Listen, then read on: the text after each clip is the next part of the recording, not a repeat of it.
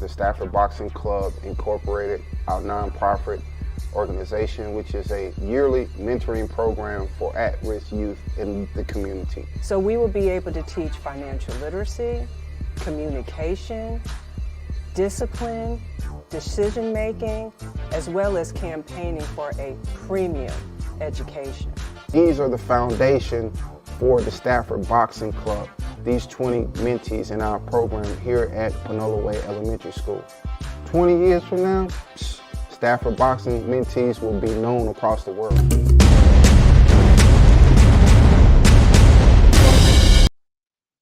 Hello, everyone, and welcome to this Stafford show. We're great to have you all. We're so blessed and honored and very grateful for you all. We're also grateful for Talkin giving us an opportunity, as always, so thank you.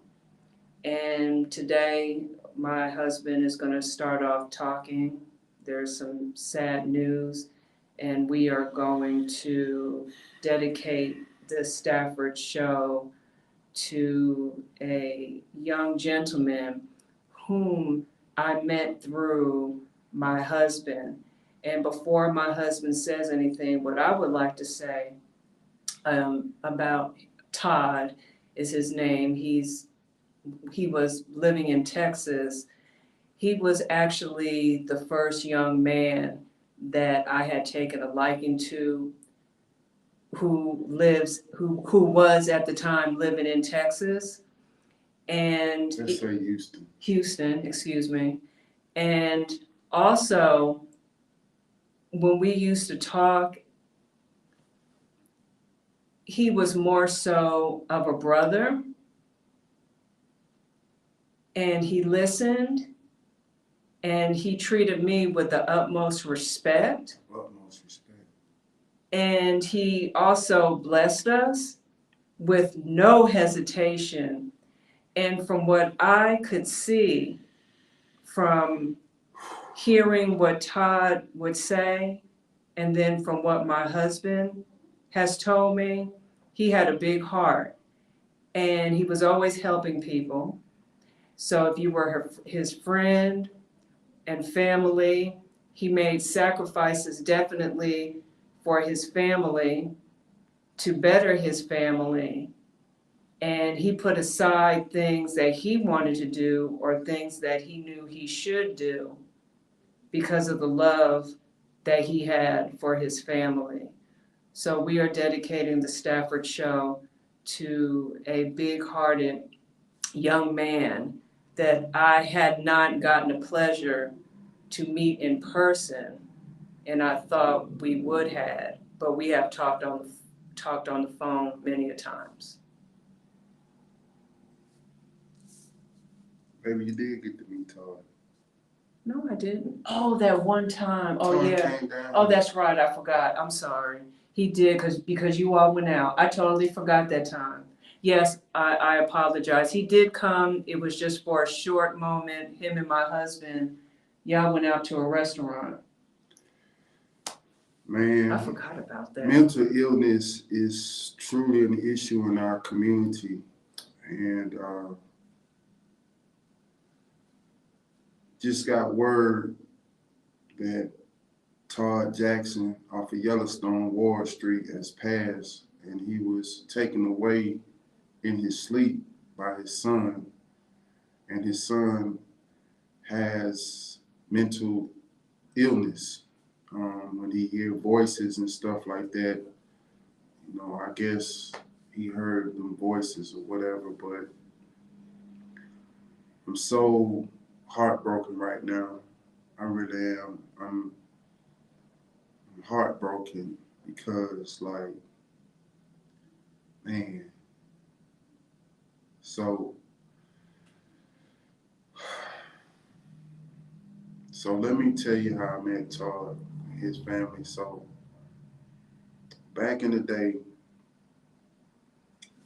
my mother abandoned me in Houston. She left her and her husband, and my sisters moved to Atlanta. I was in Houston by myself. I was 16 years old. And I ended up getting into some trouble hanging around some people. We did some illegal activities. And so I was bound over to the state of Texas. And being that I was 16 years old, I didn't go to the Harris County Jail, but I went to the Juvenile Detention Center.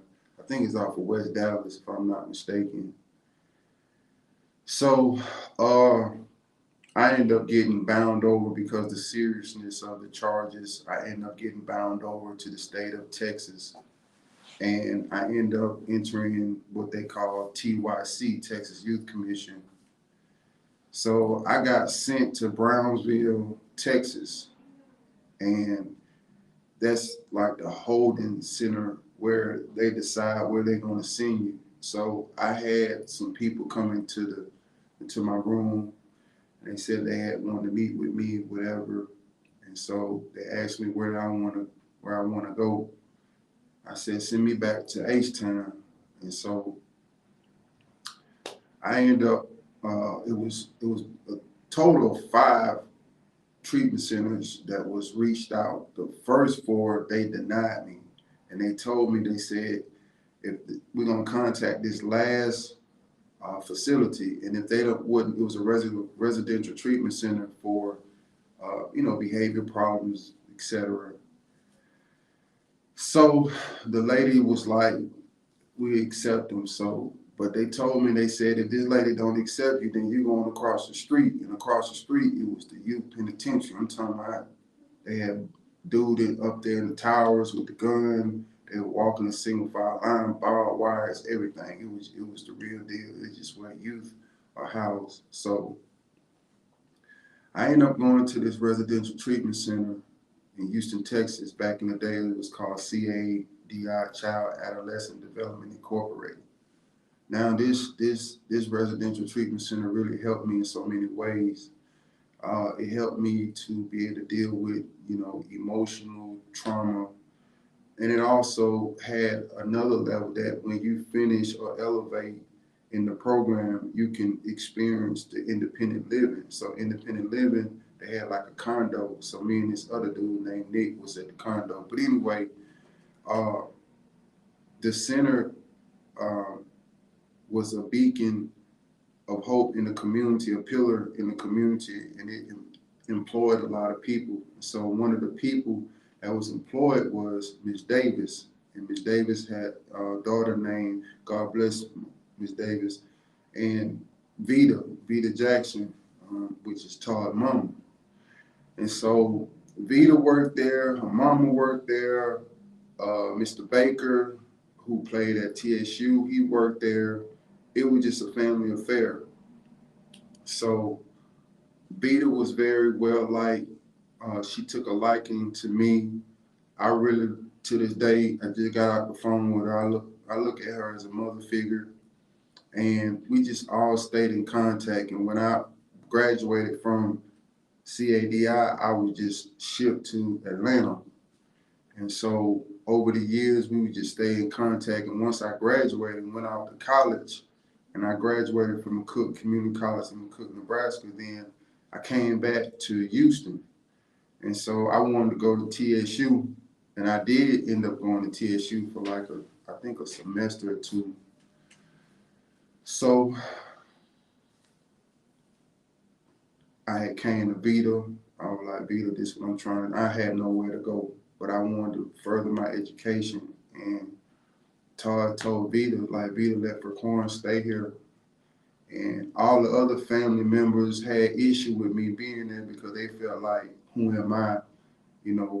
Because I wanted to go get me an education.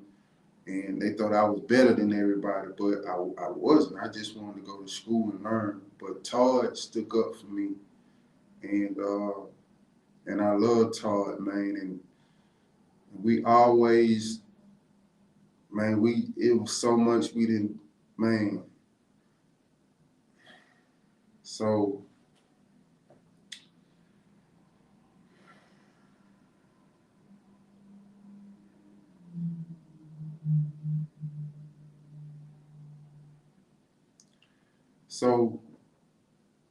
Todd, like, we just became brothers. You know what I'm saying? Like, it's my brother, I love him. So about 2 years ago, Todd came to Atlanta. He didn't tell nobody he was coming to Atlanta. He just jumped in the car, just drove down here, and he hit me up. He was like, "Firquan, I'm in Atlanta. Where you at?" I was like, "Todd, stop playing." And so, man, he pulled up on me, man. We went out to eat, and we had a good time, man. We had a good time. And but Todd had a son who had mental health issues, and he would hear voices and stuff like that. And you know, a lot of the family members told Todd to put him in a state facility, but Todd wouldn't give up on his son.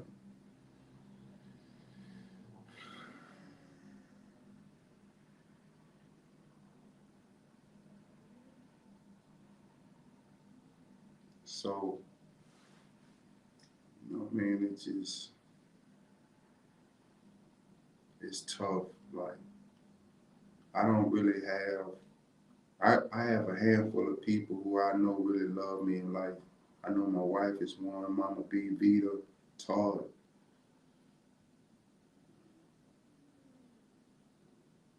Like, I know they love me. Like, they love me.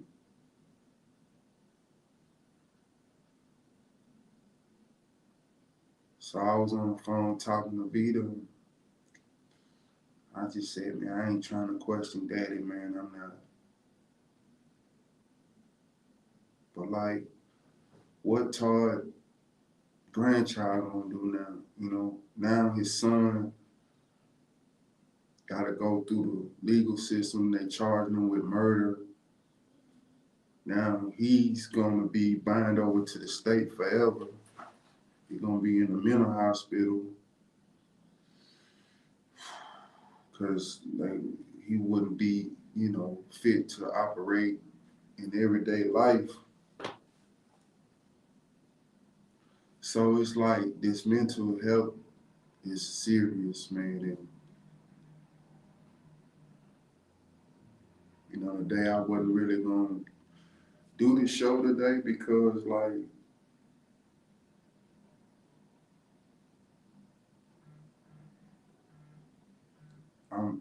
I'm hurt. I'm hurt. Like I'm really hurt. I'm really hurt. I'm broken heart. The last time I cried about someone passing was my dog Princess.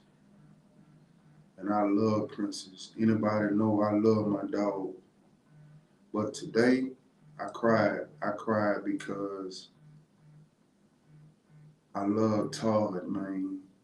And I'm gonna miss him.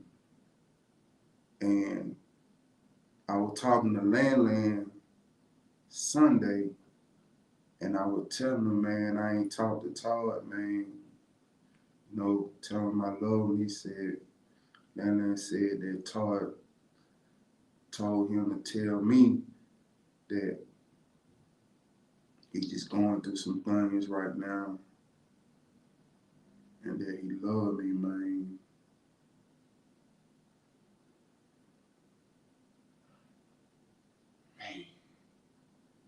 So now, you know what I'm saying? Like the last word from Todd was that he loved me. So I always had passion about what I am and who I am and my calling in life, and I wanted Todd to see me shine, man. Just see me, just just do it, man. I'm going hard for you, Todd. I mean that, man. Stone up, man. For real, man. Stone up, man. Stone up, man. For real, man. I'm gonna put on. I'm going hard, man. I'm going hard. I always go hard, but I'm not taking no for an answer on anything. All my dreams, everything, it got to happen. Yes, I'm gonna do it for myself, do it for Sheila. But my boy Todd, man, I'm telling you, I don't really cry about people. it's some family members that going through some illness right now, and I don't even have that going with them. I can't even fake it. I can't even be around. It's like my spirit won't even allow me to even be around that situation. But that boy Todd, man. So now his mama like, I got to see if he had insurance. If not, I got to pull money out of my 401k. It's just crazy, man. It just.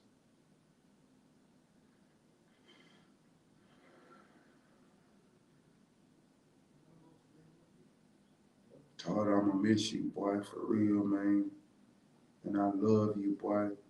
And I mean that. In squad business, man. I mean that, Todd. I love you, man. I really do, bro. Man, that picture that we took when you came to Atlanta, man, I'm framing that, bro. That getting blowed up, bro. I'm putting that in a nice frame, bro. Forever, man.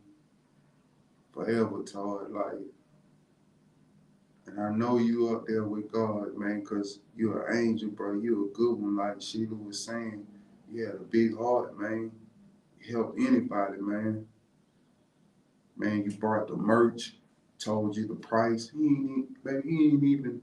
No, he just, and then with the, when he treated us to the cheesecake. To the cheesecake, man. He had like no problem. Man.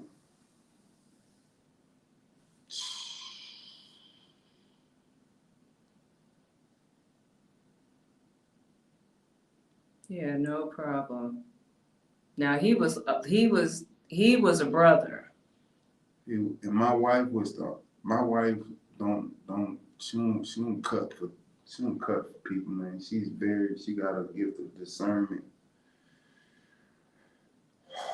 But even within that gap that you all wasn't talking, I never had like ill feelings towards him. Like he's da-da-da-da-da. You just said that He's just going through something. And that's exactly what Landland told me. Landland said, man, just tell Furquan that I'm going through something, man. That's why I call him and I love him, man. And that's crazy, man. That's crazy, man. Yeah, the only reason why I haven't touched you yet was because I wanted to wait after the podcast because I already know. So I'll do all that after because I was going to cancel it. Yeah. But then you said that you were going to do it for Todd, so I was like, Rita okay. told me, she said, Todd would want you to just stop, man. I got to keep. Now he did believe in you, and then because we're together, he believed in us. And I know he's like one that's never, and that's one thing, he never said anything negative. Now we're all not perfect, but we're just talking about us. He never said anything negative about us.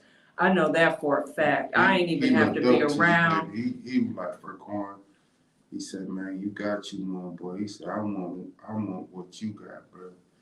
And he was very supportive too. Man, he was supportive, man. Cause Todd know, cause see, a lot of these people know me as Stafford, but y'all don't know me as Furquan. See, Furquan is like I had to reinvent myself. And you can't call me Furquan. You can only call me Stafford. Only those, no. I don't even like people. I don't even like, no. Todd was like the ideal family person, meaning, of course, you're going to go through things with your family, but he wasn't two-faced. Yeah. He was loyal. Man. And casket, even if something may have gone wrong, it's not like he's going to shun you.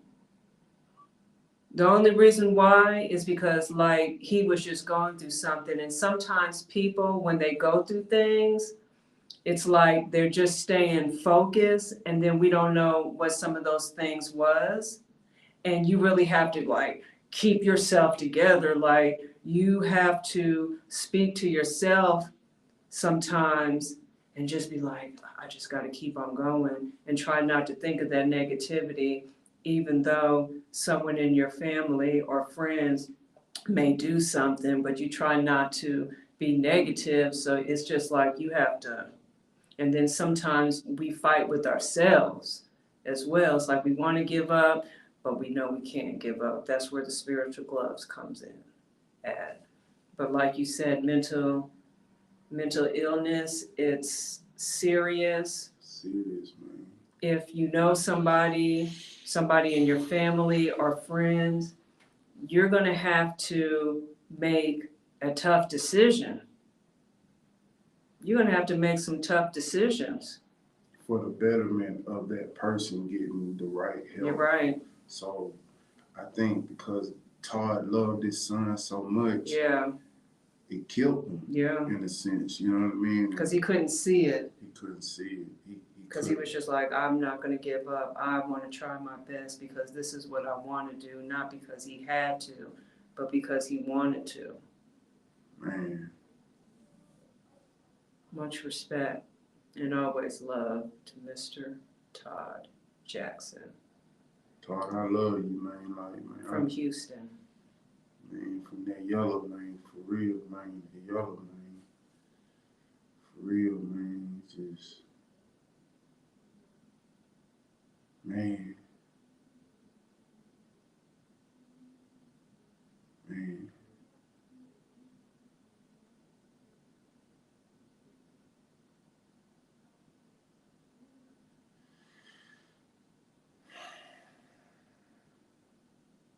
Man, Todd, I ain't gonna lie, bro. This one hurt, bro. This one hurt, man. This one hurt, man. I'm just trying to process it now. Just like, man, like. It's going to take you some time.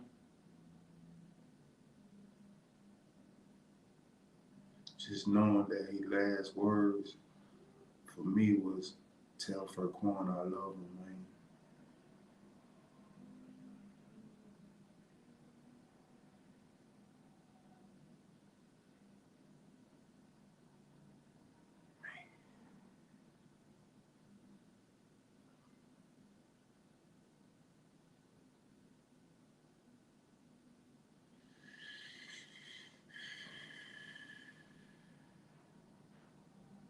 Maybe Todd was the first one that got our purchase merch, huh? Yes, and he was the first person that I liked from Houston. And that made a big difference because it was giving me hope. Now I'm talking about as far as male, because I talked to Mama B, so I'm not talking about Mama B.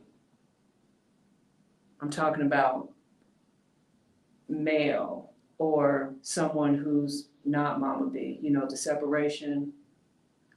See, man, let me tell you this. I'm a street dude, I really am, but I'm a self-educated. I love to read books. So I'm a street dude who fell in love with the library and reading books and self-educating myself about things that I have a high interest in. And that's what made me stick out in the hood. It was like I can be in the streets, but then I had to cut off and say, man, I got to get up and go to class in the morning, or I got to go study, man.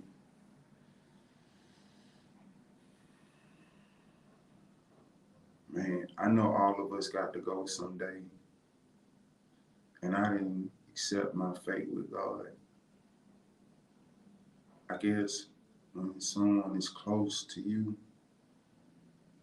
and it hits home, it feels different. It feels different, especially when someone that you know that really loves you and believes in you. Like Todd was saying, you know, like, Frequan, man, I'm proud of you, boy. Man, you come a long way from the hood, boy. You know what I'm saying? Like, man, so when I talk to these kids, I'm talking from experience. I'm talking from someone who done been in a lot of environments. I done been there, and it wasn't no paper. It was God, hand on the life. And I'm a legend in the hood, man. Straight up. I'm a legend.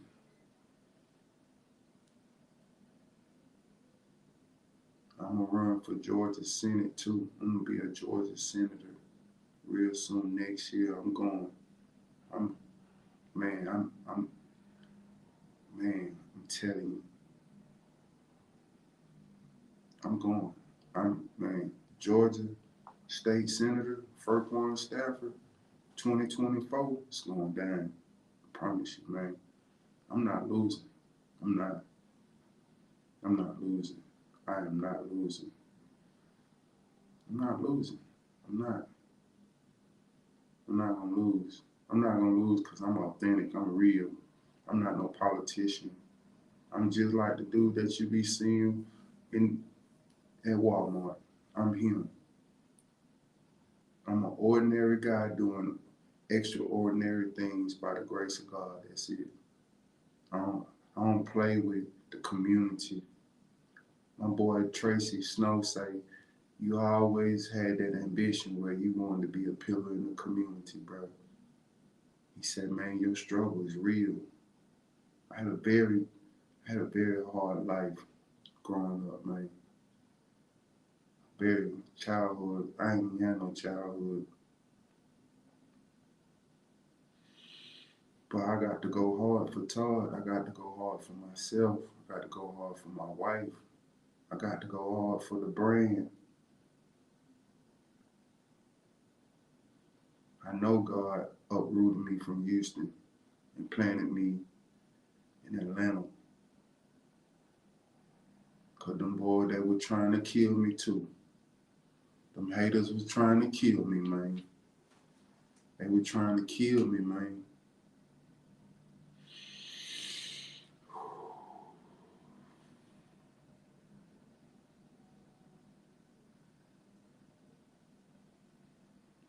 The Stafford Boxing Club is going down.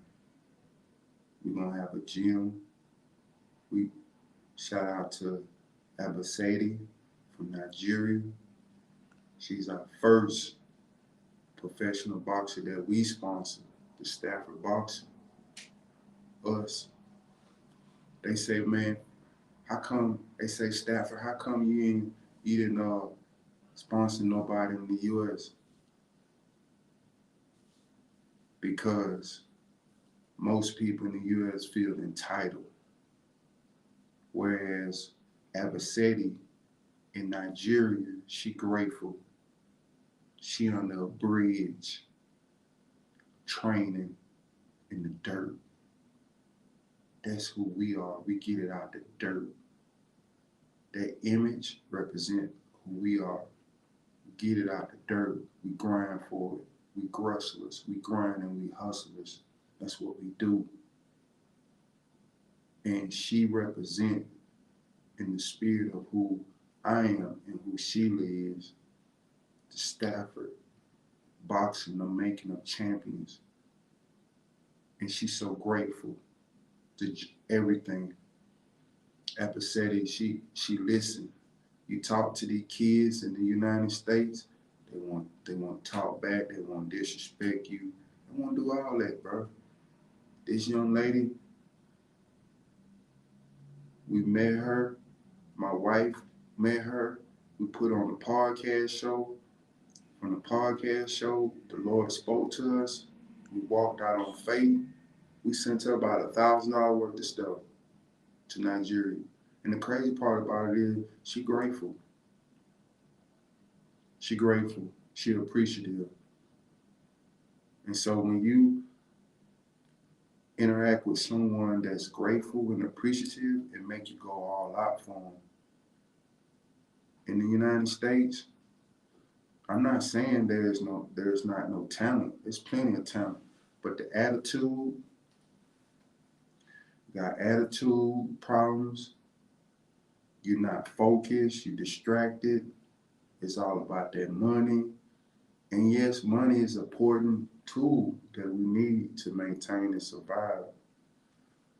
But that young lady over there in Nigeria, Abasedi, she's fighting for her country. Most black people in America they don't have that type of passion or a love for America, even though America is the best country in the world. Why do you think everybody come to America? Because it's the land of opportunities. And you see these foreign people, they come to America and they just run circles around people who were born, particularly us African Americans. I said it. You're not gonna do nothing about it either. If anything, you need to do something to yourself. Look in the mirror and check yourself. All this entertainment, foolish crap going on ain't about nothing, bro. It's crazy how our community supports foolishness, but we don't support empowerment. Anytime you talk about doing something different, it's like you get attacked, you don't get support, because we're not talking about that stuff to destroy, poison our community. And another thing that I see is that positive marriages, a black man and a black woman, y'all don't want to support that. But if I was like an entertainer and, you know, I'm cursing all on social media, all on YouTube, all on X and TikTok, making a fool of myself, then you get likes. But I ain't into no likes. I don't know nothing about that. I'm into making a difference. Me, I'm working on getting my name on the street and my name on the building and the statue. Those are my goals in life. I want to be remembered. Like Robert Greene, he reads so many books that he go back to the 1400 and talk about people who did extraordinary things and translate it into today's time. The 1400? That's over 600 years ago. I want to be remembered like that. So the only way that I can be remembered,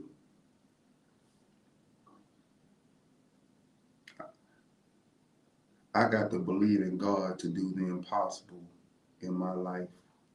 That way you'll know it was God, and it will set me apart from every other man. And that's what I am, set me apart.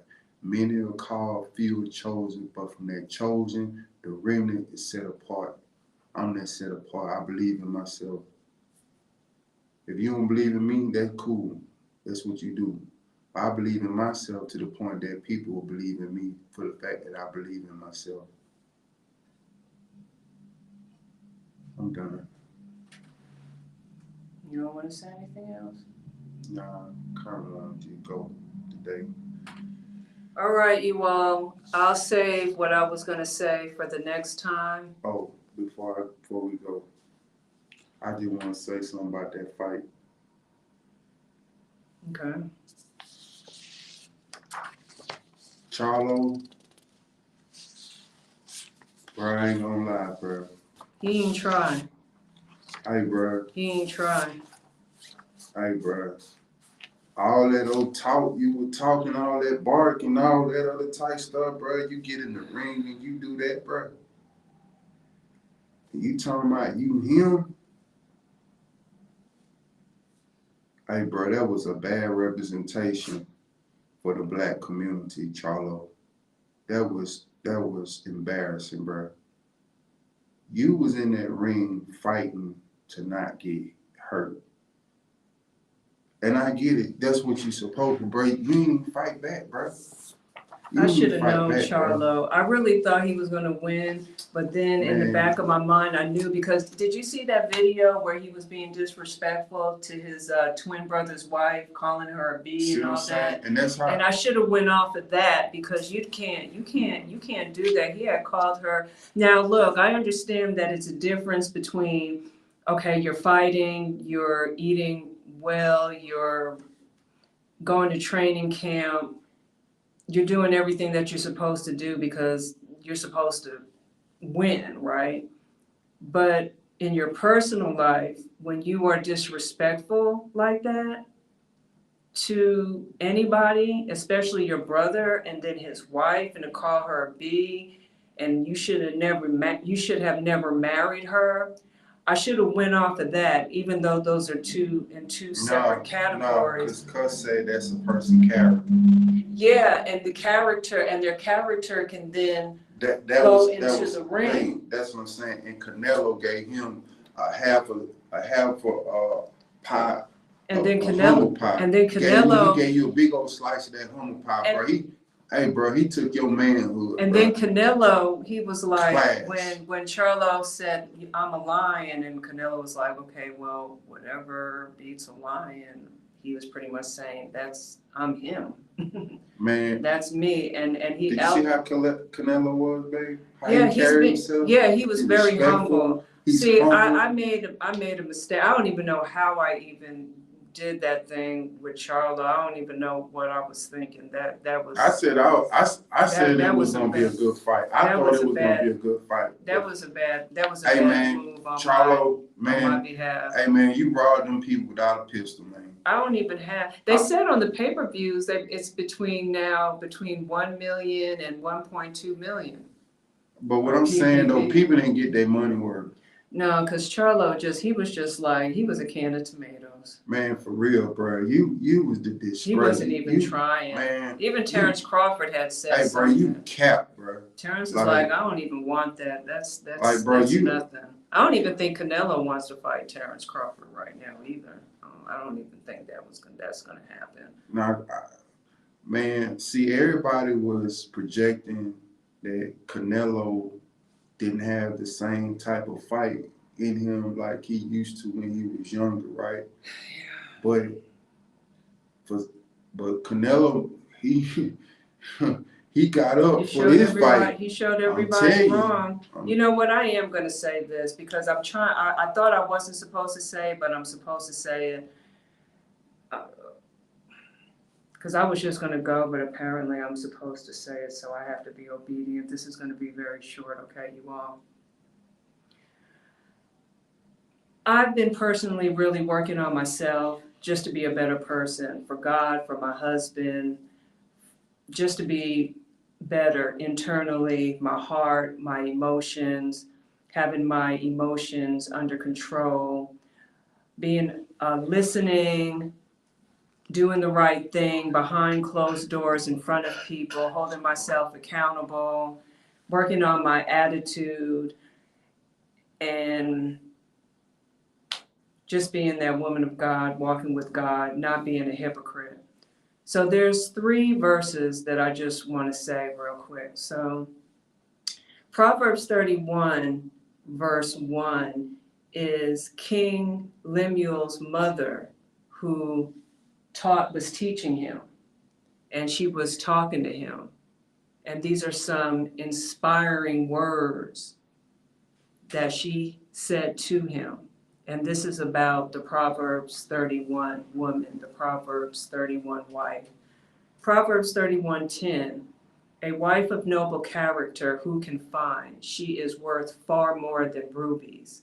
31 verse 11, her husband has full confidence in her, lacks nothing of value. And the last one is 31:12. She brings him good, not harm, all the days of her life. And we all know that us women, we're not going to be exactly like the Proverbs 31 woman, but you can learn from her. You can learn from her ways, but it has to come from the heart. And how we need to start doing that is God, putting God first, having a relationship with God, staying in His Word and praying. But the most important thing is wanting to change, not because someone's making you change, but because you want to change, to be and become a better woman, a better mother, a better wife, a better friend, a better daughter.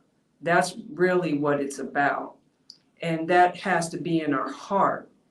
And the word of God for me, and what I pray to God for, is, God, please work on my heart, because that's where everything is going to come from, the truth in the words that we say and how we act and how we dress and how we react.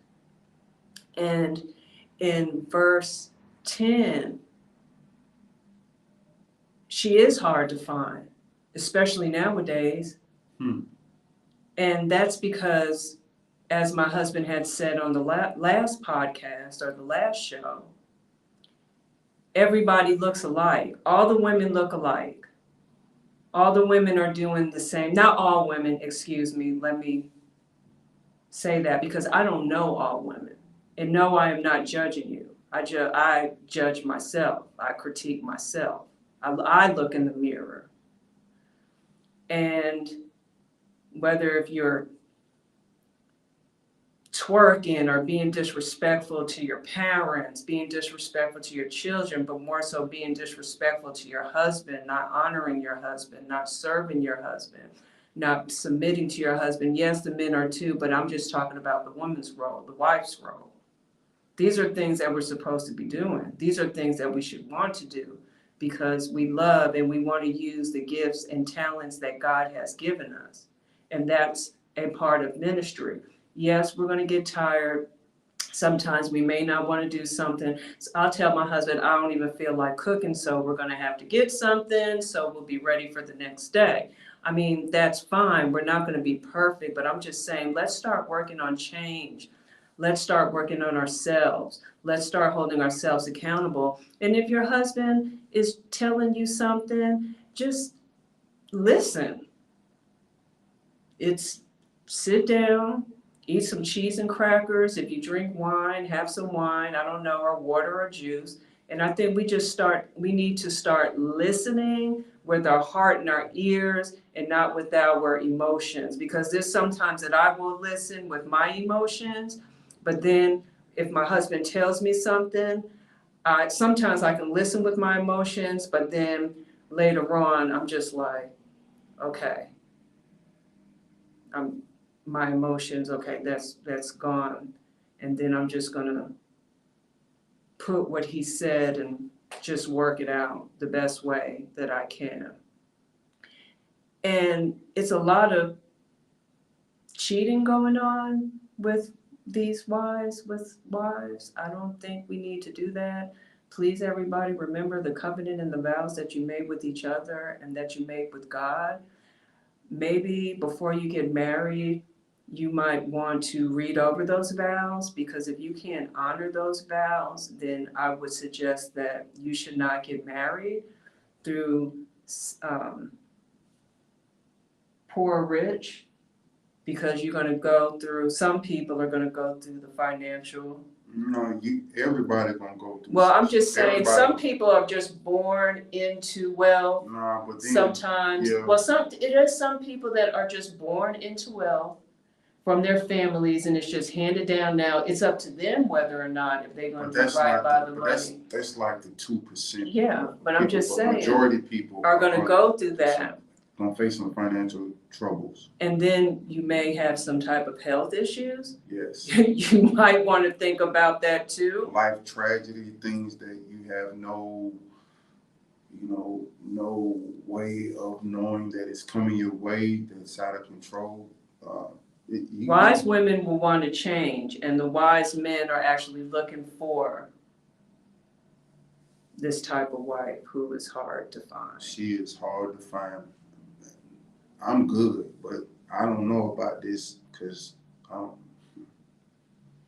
So I just cut that short because I was supposed to say that, but let's just start working on that. And I would suggest that wives just to go and read those 3 and then just read that whole chapter, really, Proverbs 31. And that's it. I'm looking forward to the kids in our mentoring program. Looking forward to, Starting off with that. starting off with that new journey. We just have to wait.